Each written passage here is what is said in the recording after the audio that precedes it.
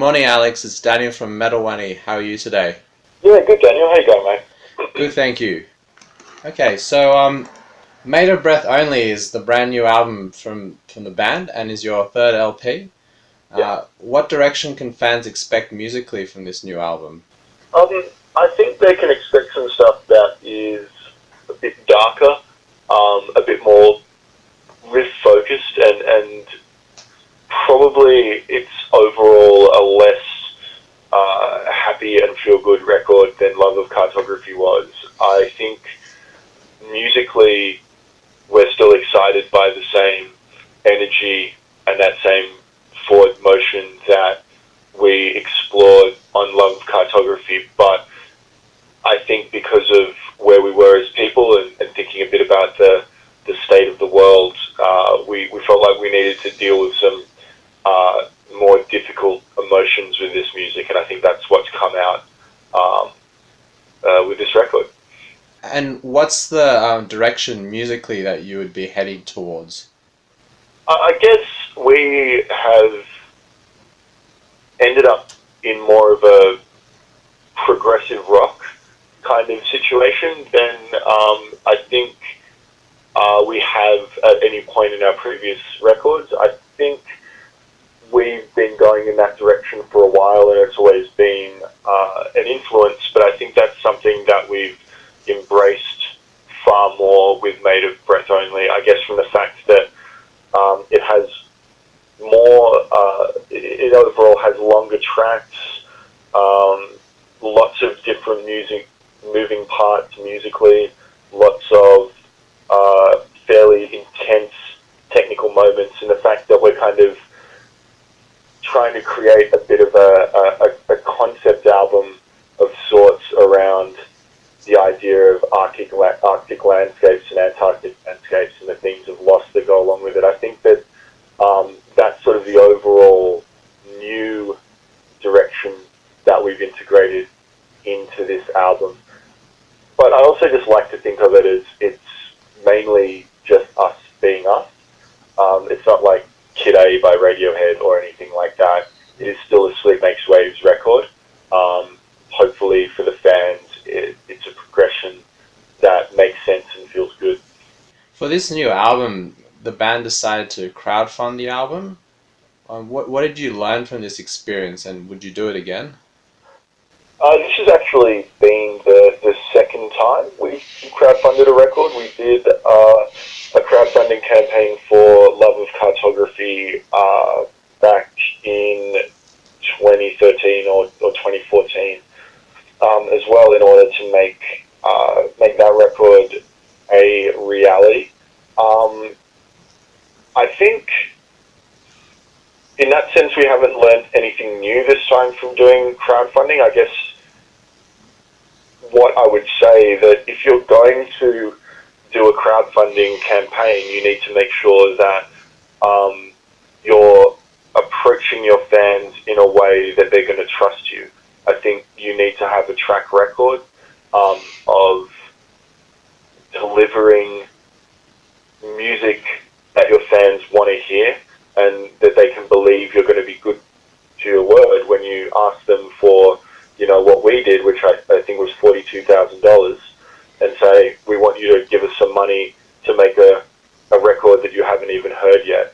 And I think it's also really important that you make it clear, as we do and we feel, that we don't take it for granted that people are going to offer up a fair bit of their own hard-earned money in order to allow us to make a record. And so I think mainly it's just confirmed for us that crowdfunding is a good thing to do, and it's really good for a band in our position, but there always has to be a level of trust around it. Mm-hmm. Yeah, definitely. I wanted to know as well, with the rise of instrumental rock bands, it's become huge, not just in Australia, but all around the world. What do you guys equate this to? I think that there's been a shift in the kind of things that people want from rock music in that period of time. When we started out, started out making music, which was a while ago. The band is 10 years old now. At that point, what was really big in music, in rock music, was kind of this 70s garage rock revival sound, and there was this idea that, what was really interesting and exciting in rock music at that point was to be really simple and to be really straightforward and to write songs that harkened back to like a time where you had a really simple riff and a chorus and a good hook, and that was all you needed. And I think that was a necessary thing for people to discover, and a lot of great music came out of that. But I think eventually the limitations of that kind of approach became apparent, and I think that's made room for artists like us and other instrumental bands where, because you're not focused on so much just a hook and a chorus, you can explore some more interesting ideas. And I think in that way we can give people that like guitars a different experience and music that has more layers and more to digest over the long term than just a straight up catchy tune. And as a band coming out of Australia, what are your views on the current live music scene and the decline of music venues in cities like Sydney? I think there are two things I want to say about that, I suppose. It's obviously a pretty bad thing, particularly in Sydney, where I come from. In the past couple of months, we've seen the Newtown Social Club announcing that it's closing its doors in the past week. Blackwire Records, which is a sort of indie DIY space that we have played shows at, and a lot of our friends and bands we like have also played shows at, is also shutting down. And I think all of those things are not good, and it's a real shame that there's not more support in Sydney in order to encourage live music. I think it's a really bad thing that people are allowed to move next to a venue, knowing that a venue exists, and then they're able to actually take action that will lead to that venue getting shut down. I think that's a really bad way to run a city where that can happen. But, I've been playing in Sydney for 10 years. I have seen quite a few venues come and go in that time, as have a lot of people, and we started playing our shows at places like the Hopeton and the Excelsior Hotel, which now no longer exist. My feeling is that this is nothing new for Sydney, and while the awareness that's emerged over the past 2 years or so around the problem has been really good, I think that Sydney has always been this way. And what I think is important is that a lot of the people, I feel sometimes like a lot of people spend more time worrying about the closure of venues that they don't go to, or more time worrying about whether venues are open to play at, rather than simply playing the music and playing at those venues. I think that Sydney is always going to be a tough town to play music in, but the opportunities are there to be taken. And as we did when we were starting out, if you really believe in your music, you don't have to stay entirely in your own town. You can borrow a van and you can pile yourself into it, and you can drive to Melbourne or you can drive to Brisbane, and you can go and play a show there. And that's the start of building a sort of a live music fan base in Australia, and I think that option is still open for people as well. And of course you guys have toured internationally as well, so you have now a following even in places like Europe. Yeah, that's right. That's right. I think that my philosophy is that um, you have to you can't control what um, you can't control that much about what is happening in the music industry around you, but you can be proactive in trying to seek out the opportunities that are there, and it's often going to be risky. We went to Europe and played really, really rough DIY underground shows the first time we ever went over there. And now, having gone back several times, having invested, a lot of ourselves in terms of time and money to get over there, we can now play some better shows. I think part of building, I suppose, like a fan base in Australia and around the world is making the effort and taking a risk in order to be able to play.